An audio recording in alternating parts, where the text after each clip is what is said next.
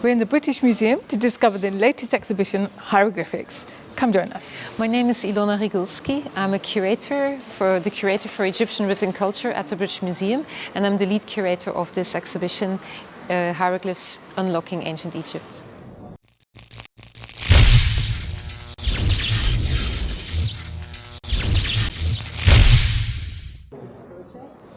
Walking through the exhibition, I came across this magnificent piece. I think it must be one of my personal highlights.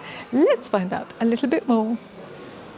So we're standing here in the section of the exhibition that is called Pharaoh and Empire, and we really try to show here that Jean-François Champollion, who deciphered hieroglyphs, discovered an Egypt that was imperial, that had ambitions, colonial ambitions, and that interacted with its neighbors. Sometimes these interactions were violent, sometimes these interactions were peaceful, and interestingly it brought foreigners, traders, migrants, mercenaries into Egypt from foreign lands, and they all brought their languages with them. And this will turn Egypt into a multicultural society.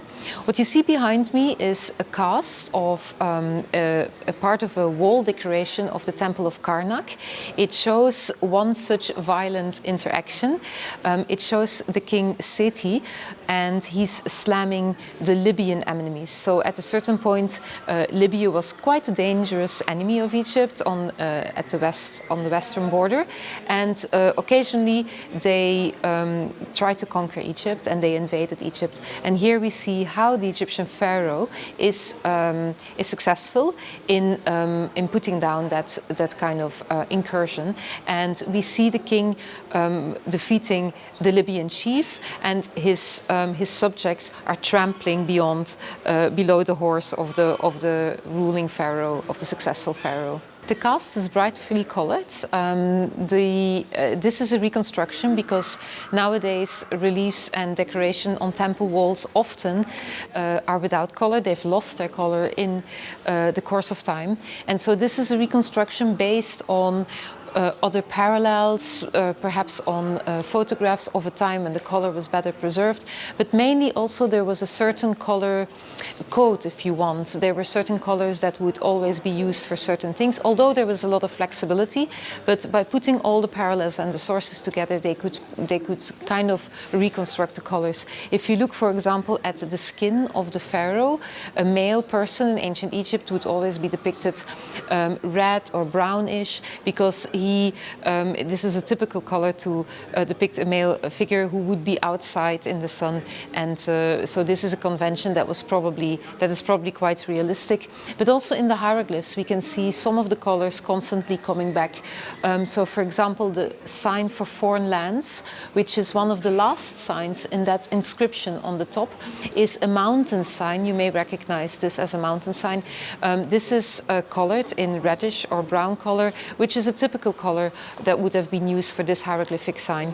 And so in this way they could probably piece together which colors were used for the hieroglyphs and for the decoration. The cast has never been displayed before. It was kept in storage, and we have brought it out for this exhibition, and our conservation team has done a magnificent job in restoring, cleaning up the cast and putting it back together. It was really a very time-consuming work, and I think they did a great job. As a lover of cats, I'm really in my element here. With this exhibition, we're celebrating 200 years of decipherment of ancient Egyptian hieroglyphs, which are beautiful, colorful, picture-like signs that were for a long time considered magic, to contain secret knowledge. But with the decipherment in 1822 in particular, we had a major achievement and a breakthrough in understanding that these hieroglyphs are not only beautiful, but they also represent a spoken language. Hieroglyphs have a very strong visual function, but they also have a language behind them, so they function like any normal language with a proper grammar.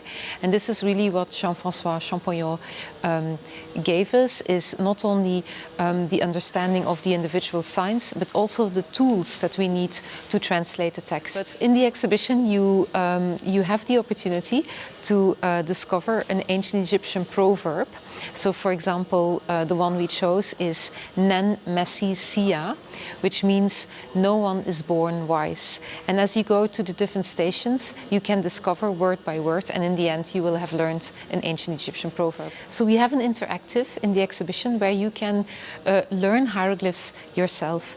We have 3 different stations, and if you go through the different stations, you will learn an ancient Egyptian proverb.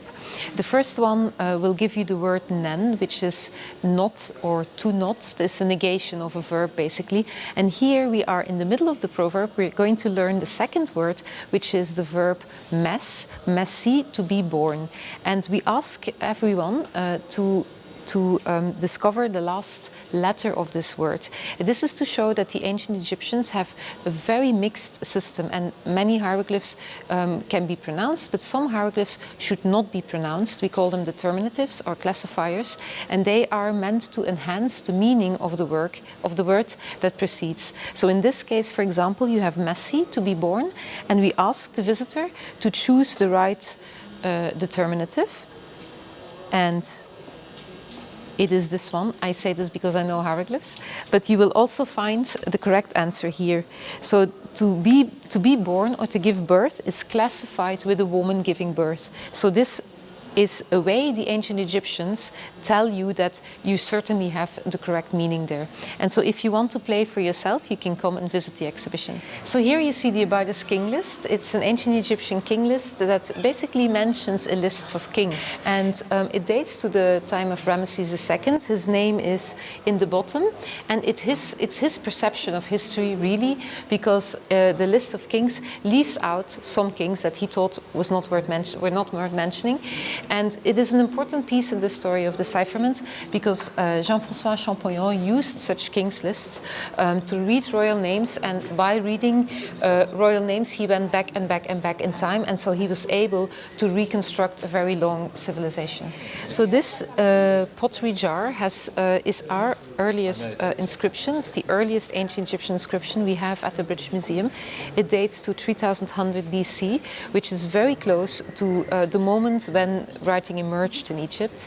It emerged in 3250 BC, so this is very close to that earliest moment, and it gives us the name of a king from a time that when Egypt was not yet a unified state. So he's one of the predecessors of the first king of Egypt, so to say.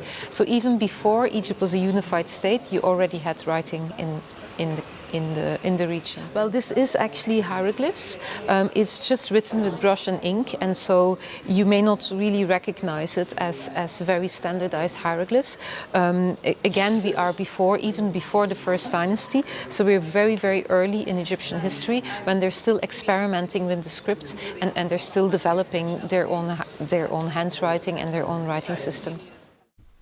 Stepping into the exhibition, you are immediately greeted by the Enchanted Basin, a large black granite sarcophagus from about 600 BCE, covered with hieroglyphics and images of gods. The hieroglyphics were believed to have magical powers, and that bathing in the basin could offer relief from the torments of love.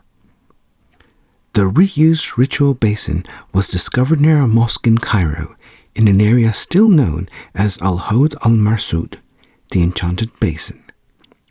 It has since been identified as the sarcophagus of Hapman, a nobleman of the 26th dynasty. As a fan of science fiction, hieroglyphics have always played a really strong part on my personal psyche. Hieroglyphics bring about a profound insight into the way we as people transition towards communication and eventually writing, from love poetry and international treaties to shopping lists and tax returns. The exhibition reveals fascinating stories of life in ancient Egypt, as well as an unshakable belief in the power of the pharaohs and the promise of the afterlife.